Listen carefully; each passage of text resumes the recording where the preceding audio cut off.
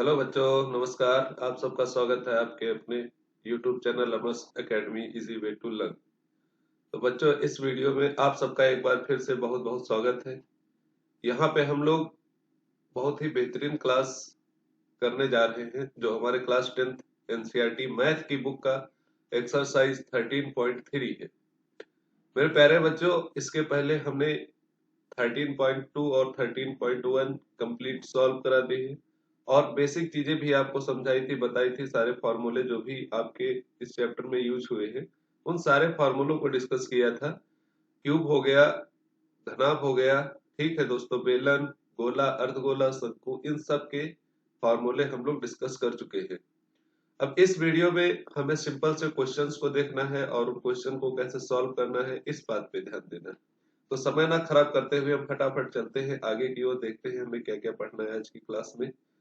तो बच्चों, अगर वीडियो अच्छा लगता है इसको लाइक शेयर करें और अगर चैनल अभी तक सब्सक्राइब नहीं किया है तो इसको फटाफट सब्सक्राइब करके बेल आइकन दबा लें, जिससे हमारे आने वाले सभी वीडियो का नोटिफिकेशन आपको तुरंत मिल जाए। तो मेरे प्यारे बच्चों, आज की इस क्लास में एक्सरसाइज 13.3 मतलब प्रश्नावली 13.3 के क्वेश्चंस हम लोग सॉल्व करने वाले हैं। इस एक्सरसाइज में बहुत ही बेहतरीन क्वेश्चन दिए गए हैं, जैसा कि आप लोग देख पा रहे हैं, और आयतन से रिलेटेड क्वेश्चन है या उनका अनुप्रयोग जो भी हम लोग अपनी क्लास में पढ़े हैं। तो क्वेश्चन नंबर फर्स्ट अगर हम ध्यान से पढ़ते हैं, दिया हुआ है कि त्रिज्या 4.2 सेंटीमीटर वाले धातु के एक गोले को पिघलाकर त्रिज्या 6 सेंटीमीटर वाले एक बेलन के रूप में ढाला जाता है, तो बेलन की ऊंचाई ज्ञात कीजिए।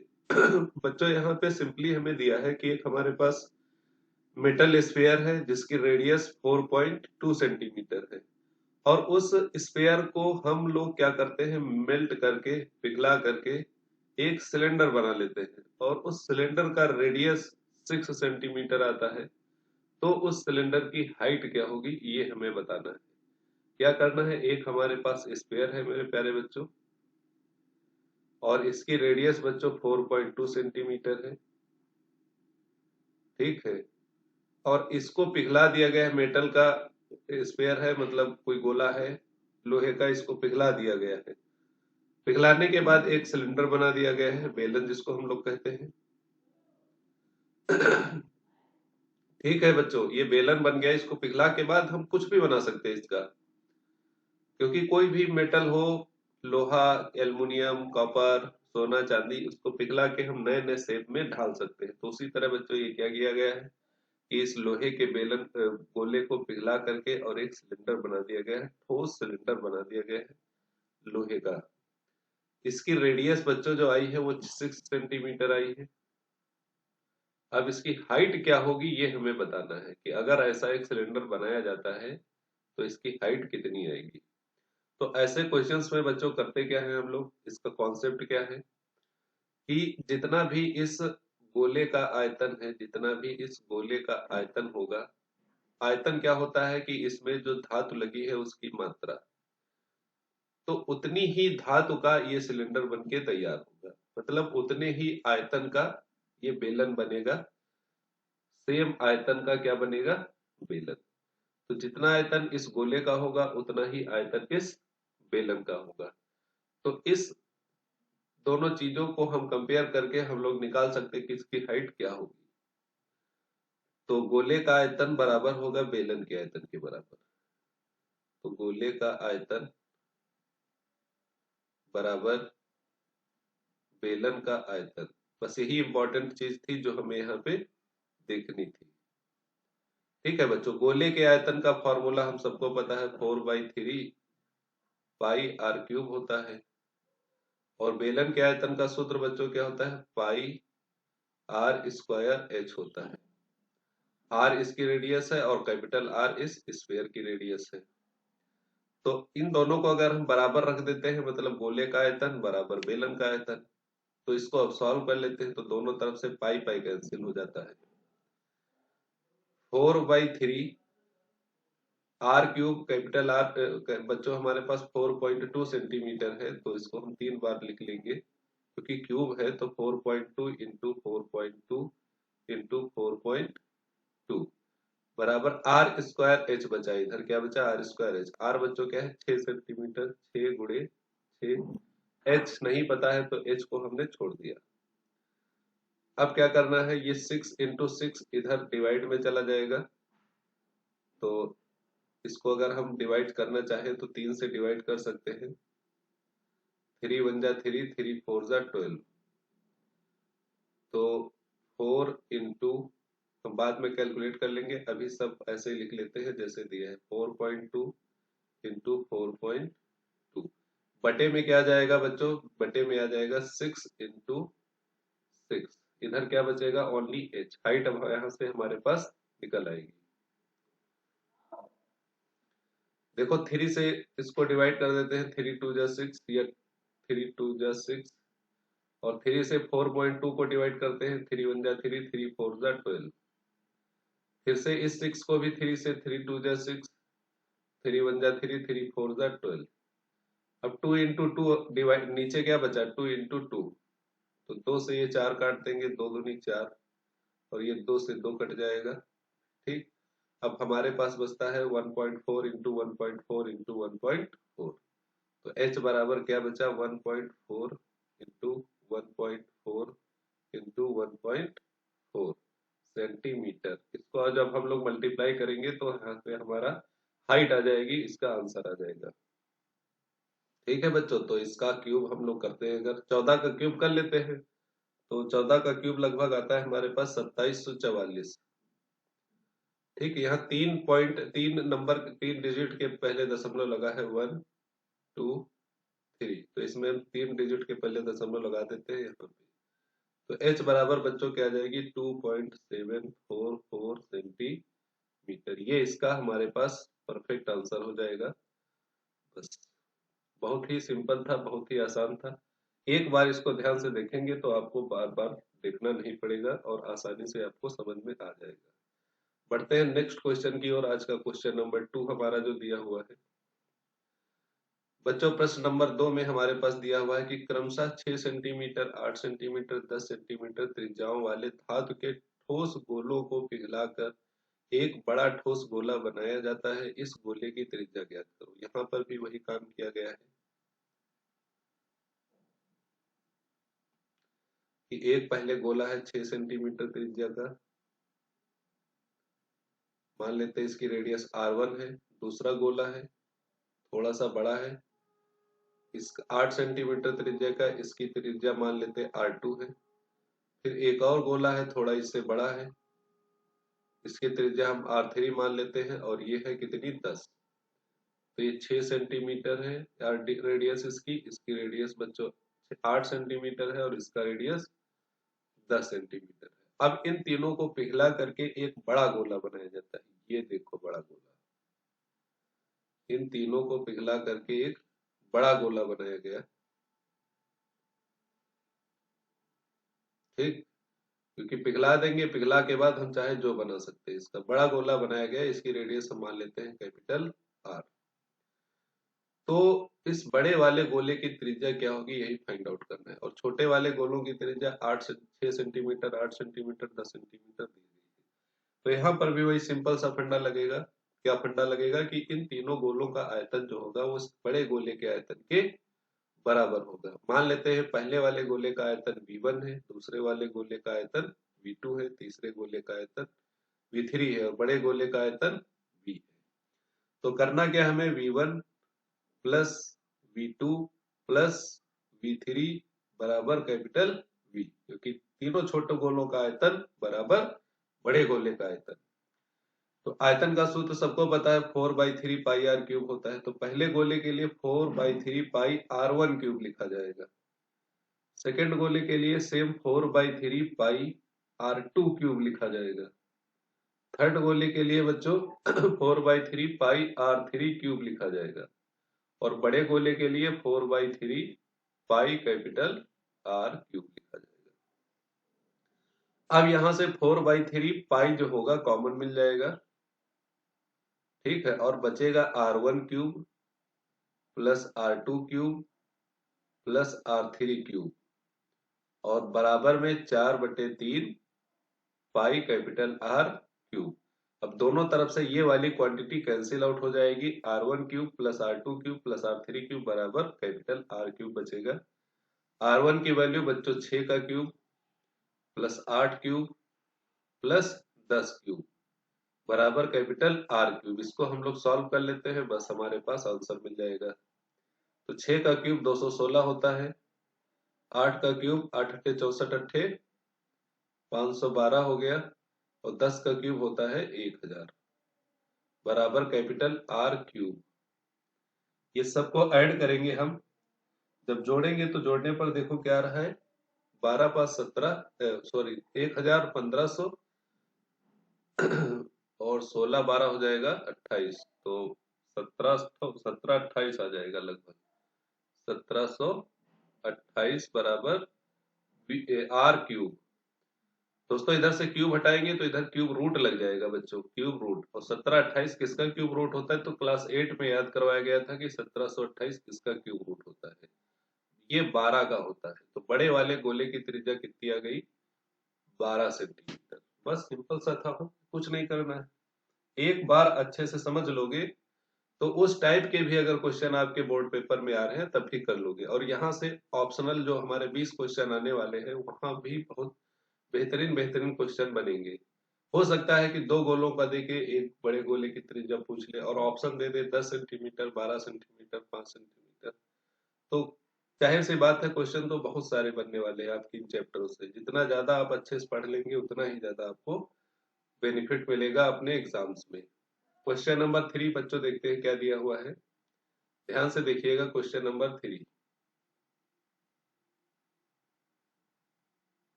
व्यास 7 मीटर वाला 20 मीटर गहरा एक कुआं खोदा जाता है और खोदने से निकली हुई मिट्टी को समान रूप से फैलाकर 22 मीटर गुणे 14 मीटर वाला एक चबूतरा बनाया गया है। इस चबूतरे की ऊंचाई ज्ञात कीजिए। अच्छा, ये डायग्राम जो दिख रहा है आपको, आपको लग रहा होगा कि ये कुआं खोदा गया है और इसके ऊपर ही ये चबूतरा बना दिया गया, ऐसा नहीं है। ये डायग्राम परफेक्ट नहीं कह सकते हैं, थोड़ा सा इसमें गड़बड़ है, क्योंकि ये चबूतरा जो बच्चों है, ये चीज ध्यान से देखिएगा कि हमारे पास एक कुआं खोदा गया है, कुआं बेलनाकार होता है, मान लेते हैं ये कुआं खोदा गया, और इससे जो भी मिट्टी निकली है उसका इधर मान लो थोड़ी दूर पे एक चबूतरा बना दिया गया इस टाइप से, ये चबूतरा बना दिया गया, ये ऐसे किया गया है। अब इस टाइप का डायग्राम हमारा अगले क्वेश्चन में आएगा, ये मिसप्रिंट है, इसको ध्यान से देखिएगा कि आखिर करना क्या है, यहाँ पे क्वेश्चन पूछा क्या गया है। ये बाहर चबूतरा, उसी मिट्टी का चबूतरा बनाया गया है बाहर। इसकी लंबाई दोस्तों 22 है और चौड़ाई ये क्या है, 14 मीटर है। इसकी हाइट पूछी गई है, ऊंचाई h। तो ये हमारे पास क्या है, घनाभ दिख रहा है आपको, क्या दिख रहा है, घनाभ। तो जो भी इस कुएं से या बेलन से मिट्टी निकली है उसका आयतन जो होगा वो घनाभ के आयतन के बराबर होना चाहिए। तो बेलन का आयतन बराबर घनाभ का आयतन, तो लिख सकते हैं बेलन का आयतन बराबर घनाभ का आयतन। घनाभ या चबूतरे का आयतन लिख सकते हैं, क्योंकि चबूतरा जो है घनाभकार है। ठीक, इतनी बात समझ गए आप, आसान है, कुछ नहीं है। क्योंकि बेलन से मिट्टी निकल रही, बेलनाकार जो आकृति है उससे मिट्टी निकाली गई है और चबूतरे पे फैला दी गई है। तो बेलन का आयतन का सूत्र सबको पता है, पाई आर स्क्वायर होता है इंटू एच होता है, बराबर घनाभ का आयतन जो होता है लंबाई गुणे चौड़ाई गुणे ऊंचाई, L into B into H. अब रेडियस बच्चों इस बेलनाकार है 7/2 मीटर, क्योंकि व्यास दिया हुआ है एच आई और गहराई है 20 मीटर। एच कितना है, 20। तो हम रख देते हैं, पाई की वैल्यू रख लेते हैं 22/7, रेडियस है 7/2 गुणे 7/2, और ऊंचाई मेरे प्यारे बच्चों है 20। लंबाई है बच्चों 22, चौड़ाई है 14 और ऊंचाई हमें ज्ञात करनी है। तो सिंपल कह सकते हैं 7 से 7 कैंसिल आउट हो जाएगा, 2 से 22 कट जाएगा, 2 एक कम 2, 2 एक कम 2, 2 से 20 कैंसिल आउट हो जाएगा 10 बार, तो 7 बन जा 7, 7 टू जा 14 और 11 बन जा 11, 11 एकम 11, 11 दूनी 22, ये फटाफट पूरा पूरा कट गया।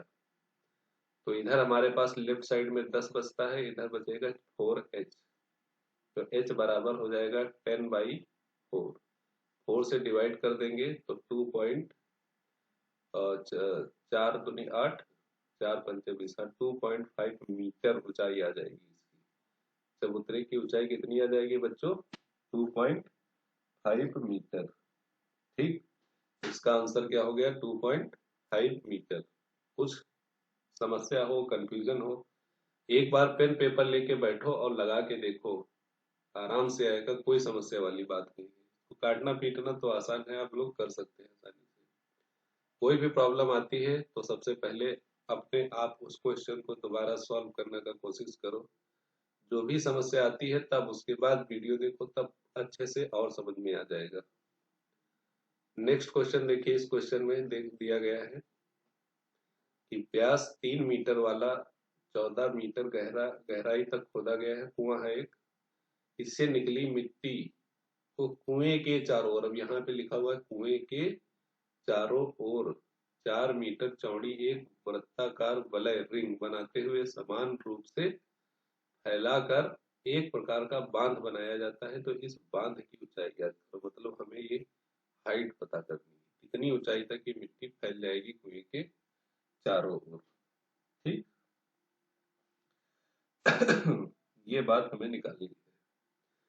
तो अब ध्यान से देखिएगा कि कुआं जहां तक भी है, इस कुएं का जो आयतन होगा, ये कुआं है मतलब बेलन का आयतन होगा, वो इस ये जो दिख रहा है हमें, ये वाला पार्ट बीच में खाली है, बीच में मिट्टी नहीं भरनी है, केवल ये साइड साइड मिट्टी भरी जाएगी, जो कि आपको ये रेड दिख रहा है, यहाँ तक मिट्टी भरी जाएगी। इस तरह का ये चबूतरा बना दिया गया।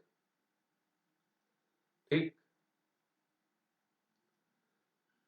तो इसको अगर हम अलग डायग्राम बनाते हैं तो मान लेते हैं खोखला बेलन के टाइप का बन रहा है। ये चबूतरा जो होगा बच्चों, ये खोखला बेलन, अब आगे चल के आप पढ़ेंगे कहीं खोखला बेलन। ठीक, खोखला बेलन के टाइप का बन रहा है और खोखले बेलन का आयतन, आंतरिक त्रिज्या हम मान लेते हैं अगर R1 है, और बाहर की त्रिज्या जो है, बाहरी दीवार की त्रिज्या क्या है? R2। तो इस खोखले बेलन का आयतन क्या होगा? खोखले बेलन का आयतन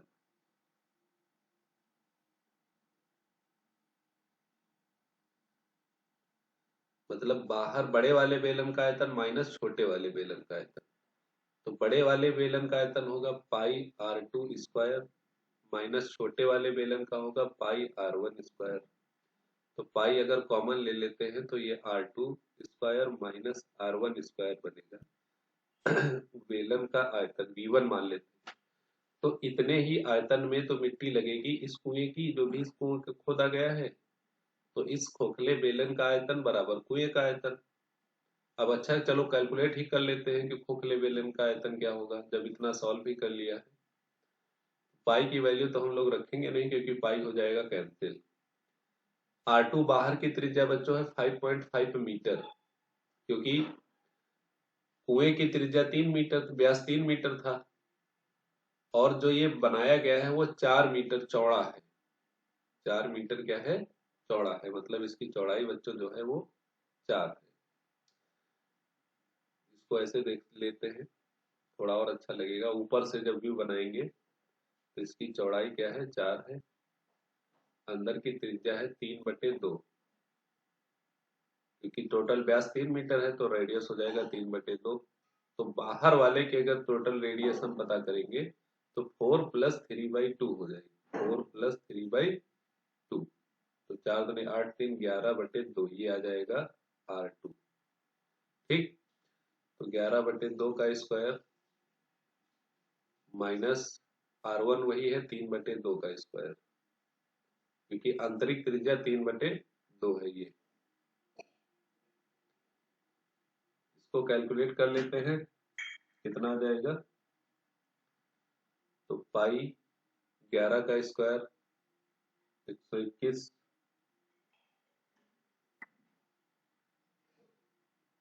बटे 4 -3 का स्क्वायर 9/4। तो अगर डिनोमिनेटर में बराबर है तो ऊपर हम डायरेक्ट घटा लेते हैं। 121 में से माइनस का 9 करेंगे तो आ जाएगा हमारे पास 112। 112/4 और पाई भी साथ में है तो पाई को लिखा रहने देंगे। तो ये हमारे पास आ गया खोखले बेलन का आयतन, और ये बराबर हो जाएगा कुएं का आयतन, मतलब बेलन के आयतन के बराबर। थोड़ा सा मिटा रहे हैं, जगह कम बची है।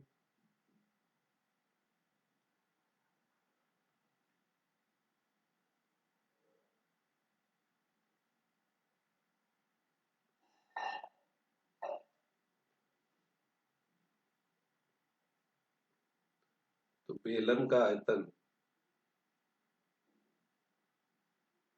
V1 मान लेते क्या होता है, पाई आर स्क्वायर एच। पाई पाई रहेगा, आर रेडियस क्या है हमारे पास, बेलन की रेडियस 3/2। 3/2 इंटू 3/2 इंटू हाइट क्या है ऊंचाई की 14 मीटर। तो 3 3 जा 9/4, 2 सत्ते 14, ये कट जाएगा। 3 3 जा 9, 9 सत्ते 63, 63 पाई/2। अब ये दोनों आयतन बराबर कर देंगे, V1 बराबर V2। क्या निकालना है हमें, ओ सॉरी, यहाँ पे ऊंचाई निकालनी थी। तो इसका ये फॉर्मूला जो लगेगा यहाँ पे देखिए, ब्लैक पेन से लिख दे रहे हैं। तो यहाँ पे साथ में एक h भी होगा, h ऊंचाई भी तो होगी कुछ ना कुछ, तो h भी कॉमन मिल जाएगा। तो h कॉमन लगा रहेगा लास्ट तक, तो पाई के साथ h भी कॉमन मिलेगा। तो ये हो गया 112/4 पाई इंटू h बराबर 63 पाई/2। दोनों तरफ से पाई पाई कैंसिल हो जाएगा, 2 से ये कट जाएगा 4, और 4 से 112 कट जाएगा, 2 पंचे 10, 2 छंग 12, 56। तो h बराबर आ जाएगा 63/56। 63/56। 9 से काट लेते हैं, 9 सत्ते 7 से काट लेते हैं, 7 9 63 और 7 8 56। तो 9/8 मीटर आ जाएगा इसका आंसर। अब इसको डिवाइड कर लेंगे तो पॉइंट में 1.125 करके कुछ आ जाएगा बस। तो ये थी कहानी। यहाँ पे पहले वाले क्वेश्चन में बिल्कुल अलग चबूतरा बनाया गया था। अगर यहाँ पे गोल गोल वृत्ताकार वलय रिंग बनाई जाती उस टाइप की, तो ये बीच वाला आयतन हमें ये घटाना ना पड़ता, पूरा बेलन का आयतन ले लेते, ये वाला पूरा भरा होता। लेकिन चूंकि ये कुएं के ऊपर ही बनाया गया है तो ये वाला पार्ट तो खाली रखना पड़ेगा। तो ये पार्ट जब खाली रखना पड़ेगा तो केवल इतने का आयतन निकालना पड़ेगा, जो ये रिंग टाइप की बन रही है वलय। तो इसका आयतन, ये खोखला बेलन होता है, खोखले बेलन का आयतन मतलब बाहरी बेलन का आयतन माइनस आंतरिक बेलन का आयतन। बाहरी बेलन का आयतन ये है पूरा, और आंतरिक बेलन जो होगा इसके अंदर, वो इसके अंदर वाला होगा जो कुएं के बराबर होगा ये। तो बाहरी बेलन का आयतन माइनस आंतरिक बेलन का आयतन, तो ये जो बीच में आयतन आता है इसका ये कैलकुलेट हो जाता है। ठीक है बच्चों, ये हमारे पास इसका आंसर हो जाता है। अब हम बढ़ते हैं अपने नेक्स्ट क्वेश्चन पे, क्वेश्चन नंबर 5 आज का दिया हुआ है 5। क्वेश्चन नंबर 5, व्यास 12 सेंटीमीटर और ऊंचाई 15 सेंटीमीटर वाले एक लंबवर्तीय बेलन के आकार का बर्तन आइसक्रीम से भरा हुआ है। तो ये यहाँ पे आइसक्रीम भरी हुई है, ये आइसक्रीम भरी है पूरी, और इस आइसक्रीम से निकाल निकाल के ये कोन बनाए जा रहे हैं। ठीक है, तो कोन आइसक्रीम की ऊंचाई 12 सेंटीमीटर है और व्यास 6 सेंटीमीटर। ऊंचाई 12 है और व्यास 6 सेंटीमीटर वाले शंकुओं में भरा जाना है। तो शंकु की ऊंचाई यहाँ पे 12 है, ठीक है, और व्यास कितना है, 6 है। 6 त्रिज्या 3 हो जाएगी, व्यास तो लिखा है उसमें डायग्राम में पहले से, ये हो जाएगा 3। ऊपरी सिरा अर्धगोला है, ठीक है, जब कोण बनता है तो ऊपरी अर्धगोला बनता है। उन शंकुओं की संख्या ज्ञात कीजिए जो इस आइसक्रीम से भरे जा सकते हैं। ठीक है, तो इसकी ऊंचाई बच्चों 12 दी हुई है शंकु की, और ये त्रिज्या इसकी 3 हो गई। तो अब यहाँ पे देखिएगा ध्यान से कि दोनों आकृतियों में या दोनों चीजों में बड़ा कौन सा है, दोनों बर्तनों में बड़ा कौन सा है। तो आप कहेंगे कि बेलन बड़ा है, क्योंकि बेलन में आइसक्रीम जो भरी है उससे ही तो कई सारे कोनों, कई सारे शंकुओं में आइसक्रीम भर दी गई है। तो कितने शंकु भरे जा सकते हैं आइसक्रीम से। तो यहाँ से आइसक्रीम निकाली गई, एक कोन भरा गया, फिर आइसक्रीम निकाली गई, दूसरा कोन भरा गया, फिर आइसक्रीम निकाली गई, तीसरा कोन भरा गया। इसी तरह से कितने कोन भर सकते हैं ये बात हमें बतानी है। तो जितना भी आयतन होगा इस बेलन का जो भी आयतन होगा उस आयतन के बराबर ही इसके अंदर आइसक्रीम होगी, और उसी आइसक्रीम जो है इन शंकुओं में भरी जाएगी। तो जितने भी शंकु बनेंगे सबका आयतन मिला के किसके आयतन के बराबर होगा, बेलन के आयतन के बराबर। तो हम मान लेते हैं कि कितने शंकु बनेंगे, n शंकु। तो n शंकुओं का आयतन, n शंकुओं का आयतन बराबर बेलन का आयतन। जो भी टंकी है, टंकी होगी, बेलन क्या होगा, बेलन का आयतन। ये बात समझ गए, क्योंकि छोटी चीज जो होती है उसके साथ हम लोग n रखते हैं। छोटी चीज, जैसे शंकु यहाँ पे छोटा है तो शंकु के साथ n रखा। पिछले पिछले एक वीडियो में शायद सिक्कों की संख्या पूछी गई थी, तो सिक्कों की जगह पे n रखा था सिक्कों के साथ। अब चूंकि यहाँ पे बेलन का आयतन है उतने ही तो आइसक्रीम टोटल कोन्स का आयतन होगा, टोटल शंकुओं का आयतन होगा। तो n शंकुओं का आयतन बराबर होगा बेलन का आयतन। तो n गुणे शंकु, n बराबर क्या हो जाएगा, बेलन का आयतन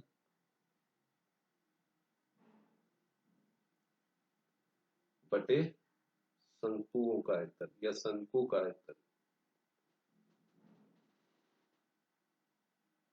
ठीक है, तो बेलन के आयतन का फॉर्मूला सबको पता है, पाई आर स्क्वायर एच होता है। तो बेलन का आयतन क्या हो जाएगा बच्चों, pi R square H, capital H मान लेते हैं बेलन की ऊंचाई, और शंकु का आयतन हो जाएगा 1/3 पाई आर, ये R1 ऊपर का, नीचे का R2 स्क्वायर स्मॉल h। ठीक, इतना समझ गए आप।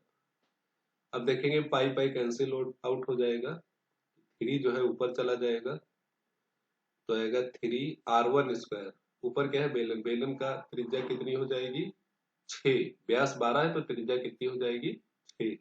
तो 6 का स्क्वायर 36 होता है। ऊंचाई बच्चों है 15 सेंटीमीटर, बटे शंकु में क्या बचा, आर स्क्वायर एच बचा है। तो शंकु की त्रिज्या बच्चों क्या है, 3, तो 3 का स्क्वायर 9 इंटू शंकु की ऊंचाई क्या है, शंकु की ऊंचाई 12 है। अच्छा, ऊपर अर्धगोला भी लगा है तो प्लस अर्धगोला भी लगेगा, प्लस अर्धगोले का आयतन। ठीक, बटे में शंकु का आयतन, क्योंकि जो कोण बना है वो अर्धगोले के साथ में बना है, प्लस अर्धगोले का आयतन। जो भी आइसक्रीम बनके तैयार हो रही पूरी वो अर्धगोले के साथ है ना, तो शंकु प्लस अर्धगोला मिला के बेलन के आयतन के बराबर होगा। तो शंकु का आयतन प्लस अर्धगोले का आयतन, अर्धगोले का आयतन होता है बच्चों 2/3 पाई आर क्यूब। तो पाई यहां से भी कैंसिल हो जाएगा ऊपर वाली पाई से, तो प्लस बचेगा 2/3 आर क्यूब। अर्धगोले का भी त्रिज्या 3 ही रहेगी, शंकु की त्रिज्या 3 रहेगी, क्योंकि दोनों बराबर है।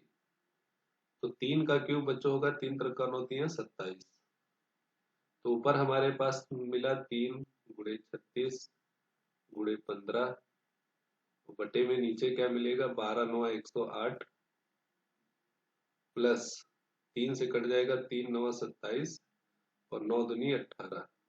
108 प्लस 18 ऐड करेंगे तो 3 × 36 × 15 बटे में 108 प्लस 18, 8 8 16 2 126। अब काट लेंगे इसको, 3 से कट जाएगा, 3 से डायरेक्टली डिवाइड हो जाएगा, 3 1 जा 3, 3 2 3 4 जा 12, 3 2 जा 6, 6 से कट जाएगा, 6 7 42, 6 6 36। अब नहीं कटेगा, 15 छक्का 90 ऊपर हो जाएगा, बटे में 7 नीचे आ जाएगा। लेकिन यहाँ पे कैलकुलेशन कुछ गड़बड़ जरूर हुआ है, नहीं तो इसका जो आंसर होगा वो इंटीजर में आता। इसमें आता इंटीजर्स में। तो कहीं ना कहीं कोई समस्या जरूर हुई है। यहाँ पे फिर से देखते हैं, क्योंकि यहाँ पे हमने थोड़ा सा गड़बड़ कर दिया था। बच्चों बेलन का आयतन जो होगा, बेलन का आयतन होता है पाई r1 स्क्वायर कैपिटल H बटे शंकु का आयतन प्लस अर्धगोले का आयतन, तो 1/3 पाई r2 square into H plus 2/3 पाई r2 क्यूब। अब शंकु की त्रिज्या और अर्धगोले की त्रिज्या सेम है, तो r2 क्यूब रख दिया। पाई ऊपर नीचे से कट जाएगा, दोनों में है। बचेगा क्या हमारे पास, r1 स्क्वायर, इसकी त्रिज्या बच्चों 6 सेंटीमीटर थी, तो 6 का स्क्वायर 36 इंटू ऊंचाई कितनी है 15, तो 36 गुणे 15 बटे, डिवाइड में सब कहानी चलेगी, काफी कैलकुलेशन है और यहाँ पे कैलकुलेशन तो हमें करना ही पड़ेगा। 1/3 r1 स्क्वायर H, तो 1/3, 3 का स्क्वायर 9 और हाइट कितनी है 12 प्लस 2/3 रेडियस का क्यूब, 3 त्रिका 9 तियां 27, बहुत आसान सिंपल हो जाएगा, 3 9 27, यहाँ से 3 3 जा 9 और 12 तिये 36, तो ऊपर 36 गुणे 15 बटे नीचे हो जाएगा 12 तिये 36 प्लस 9 दूनी 18, तो 36 गुणे 15 बटे में 18 प्लस 36 हो जाएगा 8 से 14 की 4 हासिल 1 4 1 5 54, 54 काट दो फिर से, 9 छाक 54 और 9 चौक 36, तो 2 से काट दो, 2 2 जा 4, 2 3 जा 6, 3 1 जा 3, 3 5 जा 15, 3 बचे 15, तो 5 2 जा 10, 10 कोन्स बनेंगे, 10 आइसक्रीम बनेंगी, 10 शंकु बनेंगे छोटे छोटे। शंकु प्लस अर्धगोला जो भी बनेगा, आइसक्रीम की संख्या कितनी बनेगी 10। तो 10 शंकु जो है, 10 शंकुओं को आइसक्रीम के द्वारा भरा जा सकता है, ये था। वो थोड़ा सा हमने जो 3 था इसको ऊपर कर दिया था पहले, तो ये गड़बड़ हो गई थी। दोनों 3 ऊपर कर देते तब तो कोई समस्या ना थी, तो कोई दिक्कत वाली बात नहीं है। हम आते हैं अपने क्वेश्चन नंबर 6 पे। पहले ध्यान से समझिए क्या बोला गया है क्वेश्चन में। अब सारी कहानी वही है। इसमें कह रहा है कि एक घनाभ है 5.5 सेंटीमीटर गुणे 10 सेंटीमीटर गुणे 3.5 सेंटीमीटर वाला एक घनाभ बनाने के लिए 1.75 सेंटीमीटर व्यास और 2 mm मोटाई वाले कितने चांदी के सिक्कों को पिघलाना पड़ेगा। तो मान लेते हैं n चांदी के सिक्के पिघलाना पड़ेगा, तो n चांदी के सिक्कों का आयतन बराबर उस घनाभ का आयतन जो हमें बनाना है। तो छोटे छोटे चांदी के सिक्के हैं, इसको मिला करके क्या बनाना है, एक घनाभ बनाना है। तो जितना आयतन इस घनाभ में लग रहा है उतना ही आयतन इन सिक्कों का होना चाहिए। अब उतना आयतन कितने सिक्कों को मिलाकर होता है, ये हमसे पूछा गया है। तो मान लेते हैं n सिक्कों का होता है, तो n सिक्कों का आयतन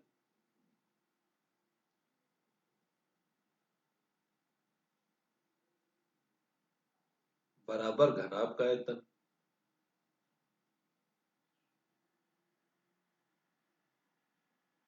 ठीक, तो n की वैल्यू यहां से क्या आ जाएगी, घनाभ का आयतन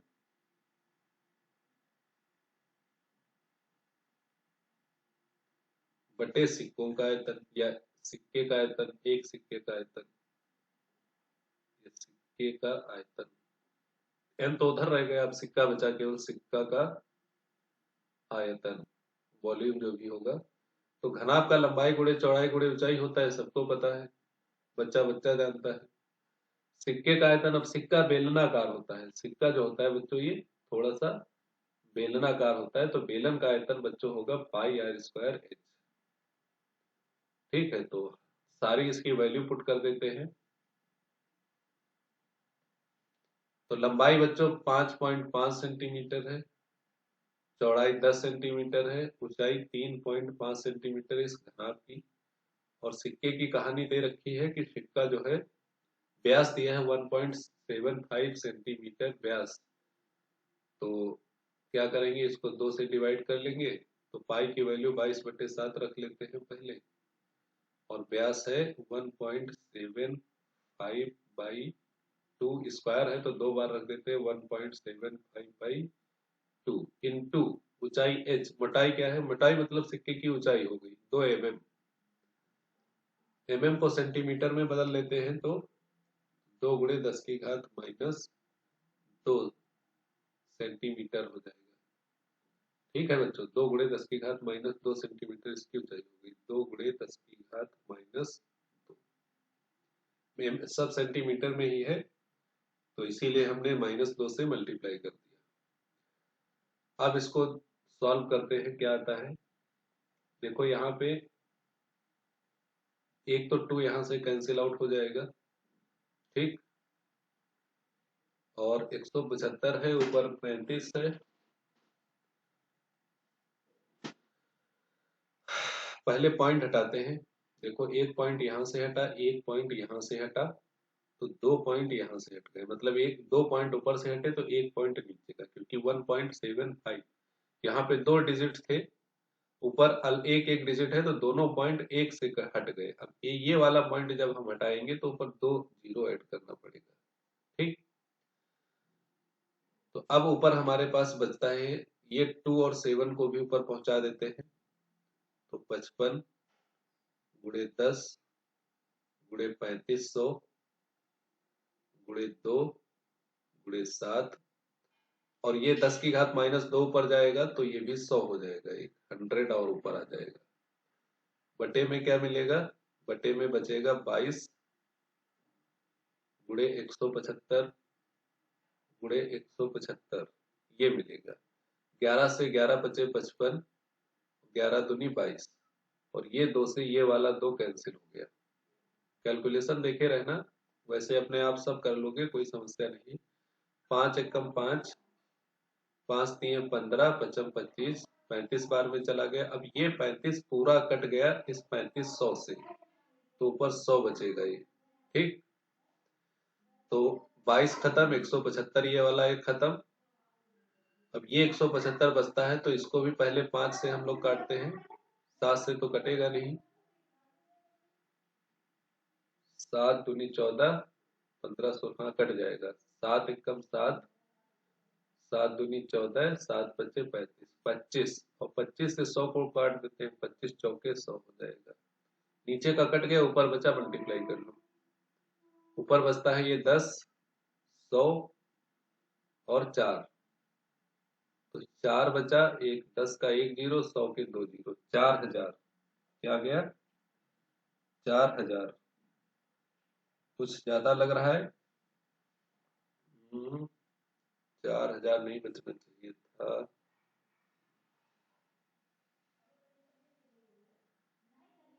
ओ नो, एक सेकेंड, एक सेकेंड, यहाँ पे ये समस्या आई है कि जो मिलीमीटर को चेंज किया है -1 होगा, क्योंकि हम लोग मिलीमीटर से सेंटीमीटर में जा रहे हैं। अगर मीटर में जाते तो सेंटीमीटर से मीटर में जाते -2, और मिलीमीटर से मीटर में जाते तो -3 होता, तो यहाँ पे -1 रहेगा, एक पावर माइनस होगी।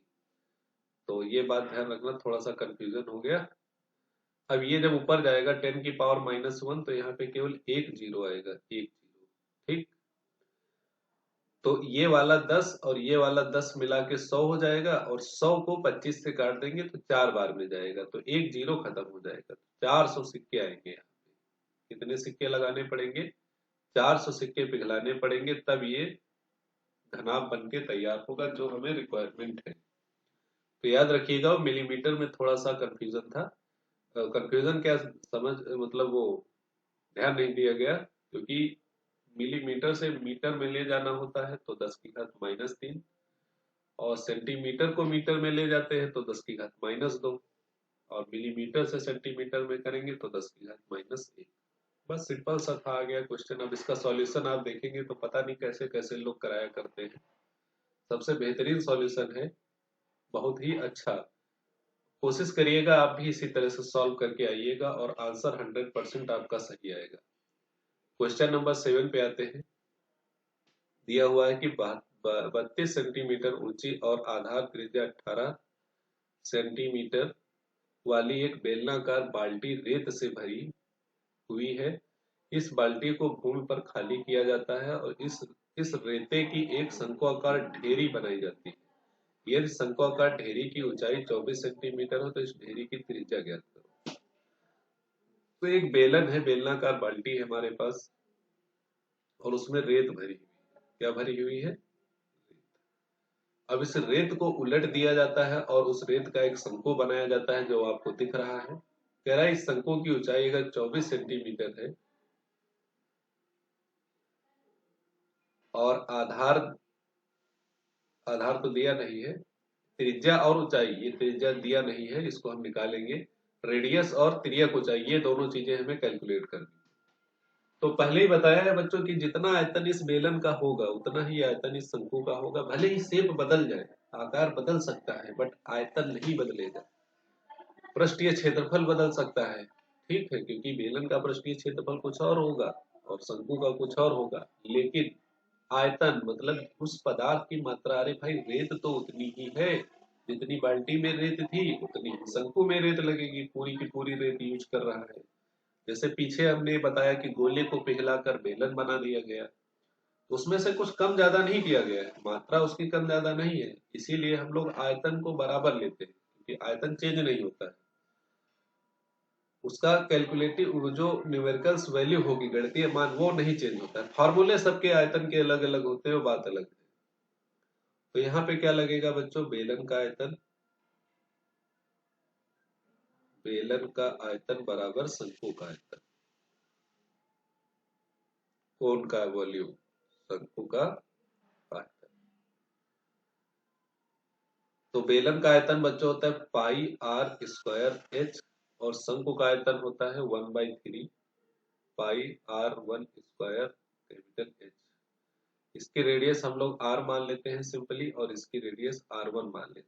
तो वही हमने यहाँ पे रखा है। ऊंचाई इसकी कितनी है? कैपिटल एच, और इसकी ऊंचाई क्या है?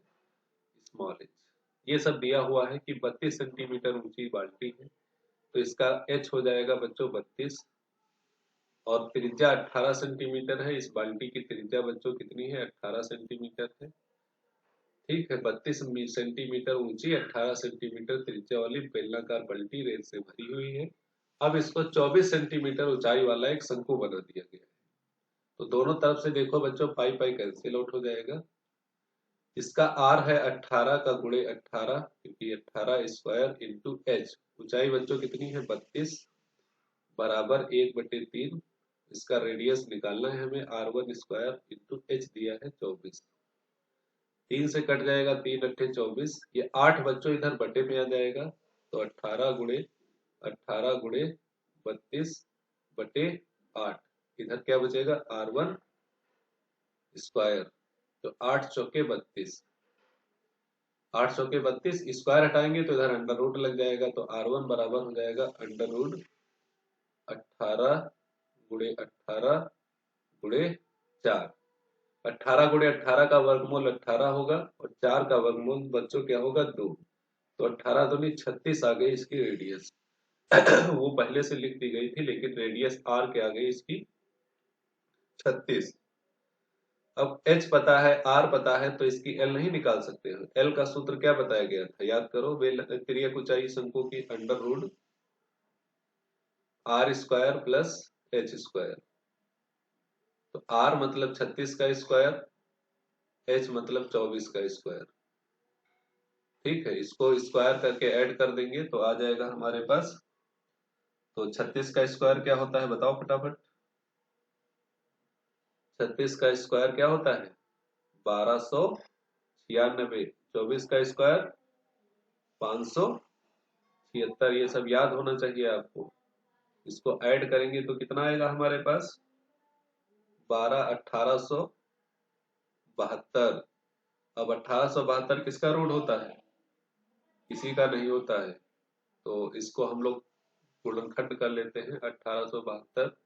अच्छा, 1872 तो 2 9 18, या 6 से काट लेते हैं। 6 3 18, 6 कम 6, 6 दूनी 12, फिर 6 से काट, 2 से 6 पंचे 30, हाँ 6 से कट जाएगा फिर से, 6 पंचे 30 और 6 दूनी 12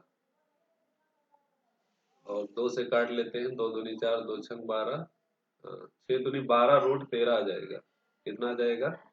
12 अंडर रूट 13। जिसके समझ में नहीं आया उसको पूरा करेगा ये काम।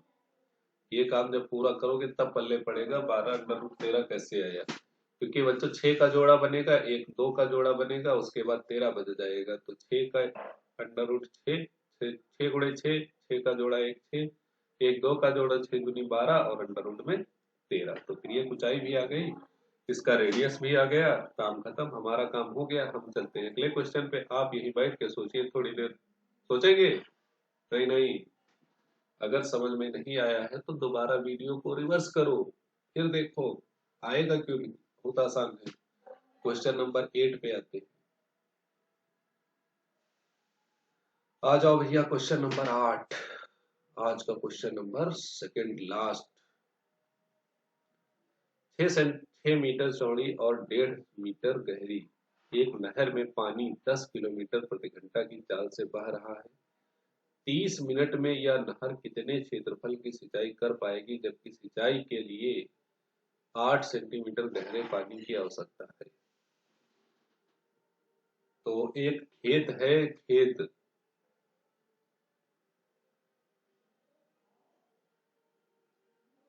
ठीक है, इसकी लंबाई चौड़ाई तो दी नहीं है, देखेंगे कुछ तो दिया होगा। अब इसमें कितनी ऊंचाई तक पानी भरना है हमें?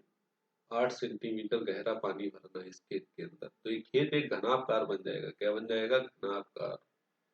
सोचो, थोड़ा दिमाग लगाओ, लंबाई चौड़ाई और उसमें ऊंचाई भी जुड़ गई तो घनाकार हो गया, घनाभकार।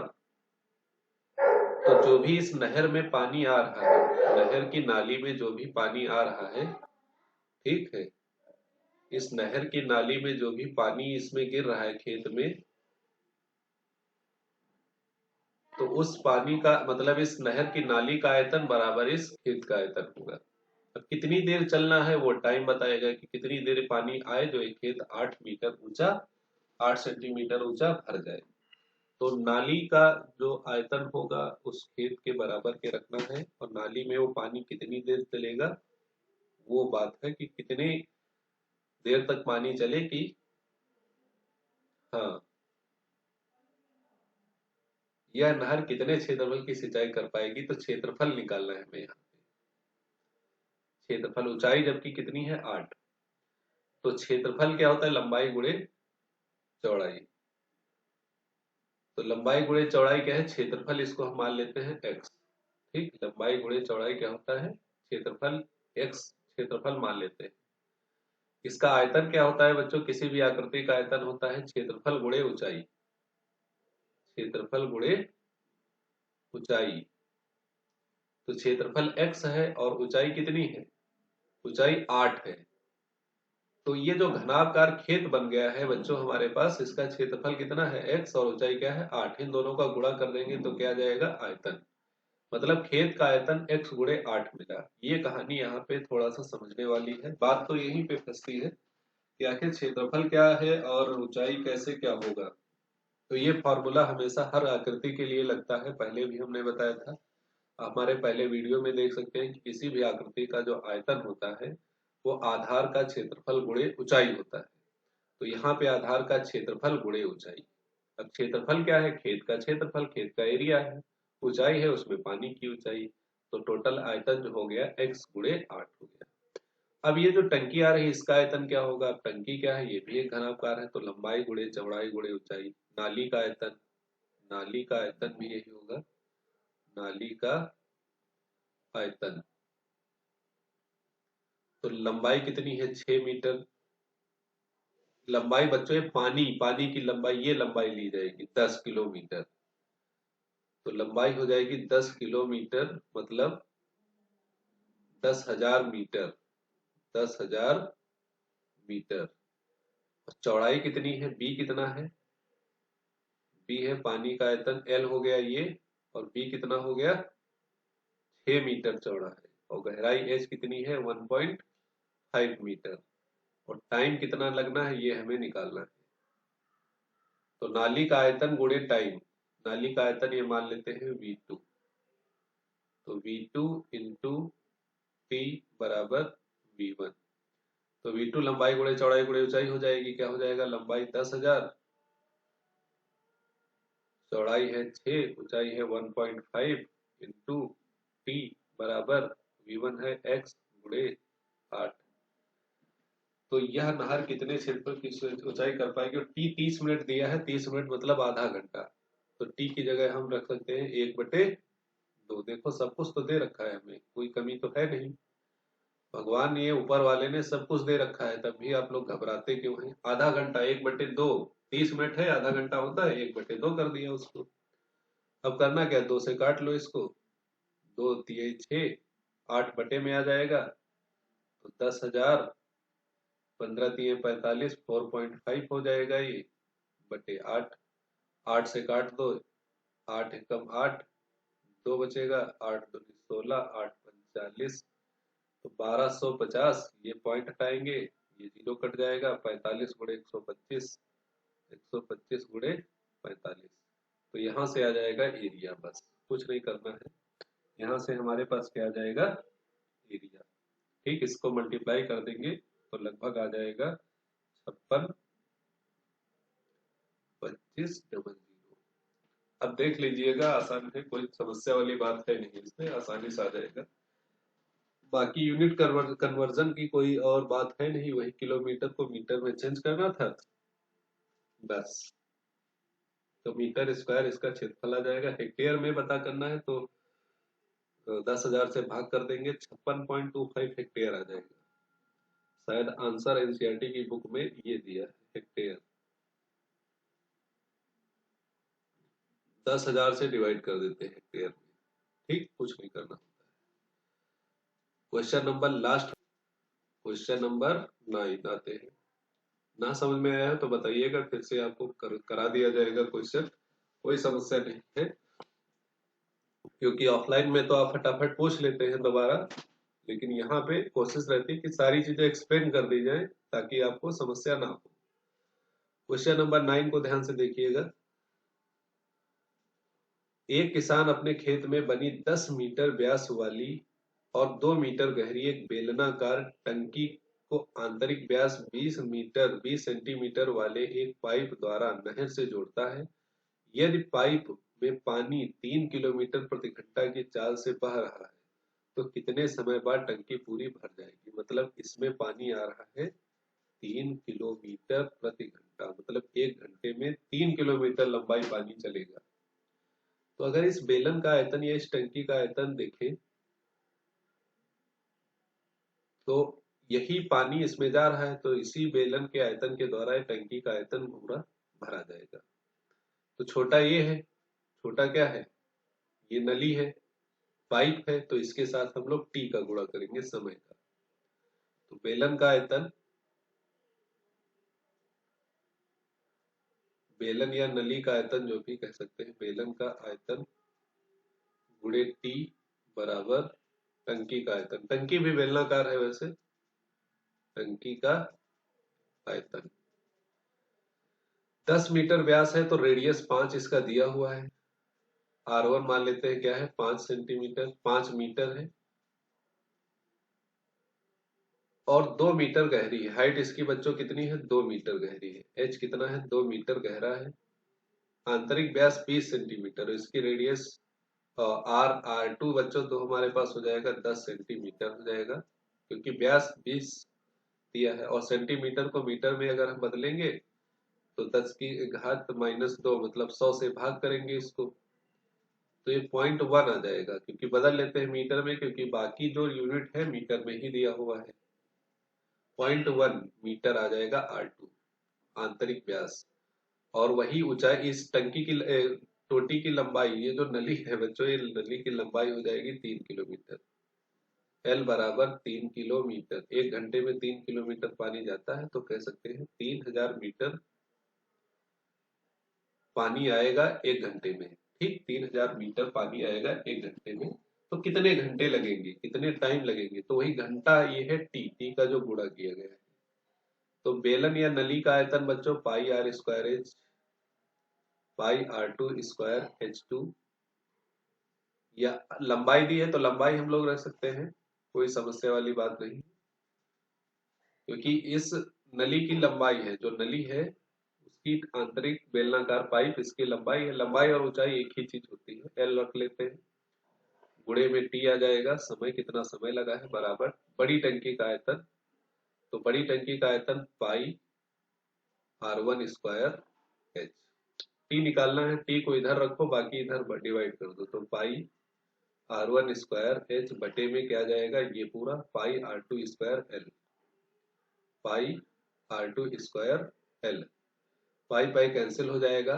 R1 बच्चों हमारे पास 5 मीटर है, तो 5 का स्क्वायर 25, ऊंचाई है हमारे पास 2 मीटर, तो गुणे 2 बटे में R2 स्क्वायर, R 0.1 है, 0.1 गुणे 0.1 और इंटू 3000 मीटर है, ठीक है, एल क्या है 3000 मीटर। तो पॉइंट हटाएंगे, ऊपर एक जीरो बढ़ेगा, एक पॉइंट और हटाएंगे, एक जीरो और बढ़ेगा, तो दो जीरो तो कैंसिल आउट हो जाएंगे, तो बचेगा 25 दूनी 50 बटे 30, जीरो जीरो कैंसिल हो जाएगा, टी बराबर 5/3 घंटा, कितना आ जाएगा 5/3 घंटा। अब इसमें चाहे हम और सब कर सकते हैं, 5/3 घंटा डिवाइड करेंगे तो 5 एकम 5,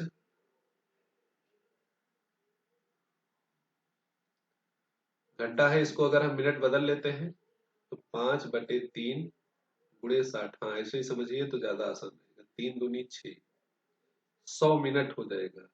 अब 100 मिनट क्या होता है, 1 घंटा 40 मिनट, यही तो होता है, 100 मिनट क्या होता है, 1 घंटा 40 मिनट, तो कितना टाइम लगा, 1 घंटा 40 मिनट, बस ये हो गया इसका आंसर। तो अब एक बार फिर से ध्यान से समझिएगा कहानी क्या होती है। इस टाइप के क्वेश्चंस में जो छोटी चीज होती है उसके साथ टाइम का गुणा करेंगे, या इसके पहले वाले क्वेश्चन में हम लोग एन का गुणा करते थे कि कितने ऐसे शंकु लगेंगे कि जो आइसक्रीम पूरी भर जाए। जो बड़ी चीज होती है, बड़ी चीज का आयतन है, उसको हम लोग कुछ नहीं करते हैं, छोटी चीज, छोटी नाली है या छोटा पाइप है या छोटा नल है, तो उसके साथ हम लोग टी का मल्टीप्लाई करते हैं, बस टी की वैल्यू क्या करेंगे, इसको हम लोग देखा है, हमने फटाफट सॉल्व कर लिया सारे क्वेश्चन, कोई भी तकलीफ वाली चीज नहीं है। अब ये वीडियो तो यहीं पे समाप्त होता है, हम अगले वीडियो में मिलेंगे नए वीडियो के साथ, अगली एक्सरसाइज 13.4 को लेकर आएंगे बहुत ही जल्दी। तब तक के लिए इसको देखिए, अपने दोस्तों को शेयर करिए, वीडियो अच्छा लगता है तो लाइक कीजिए और चैनल को सब्सक्राइब कीजिए। मिलते हैं अगले वीडियो में, तब तक के लिए सभी दोस्तों को, सभी बच्चों को बाय बाय।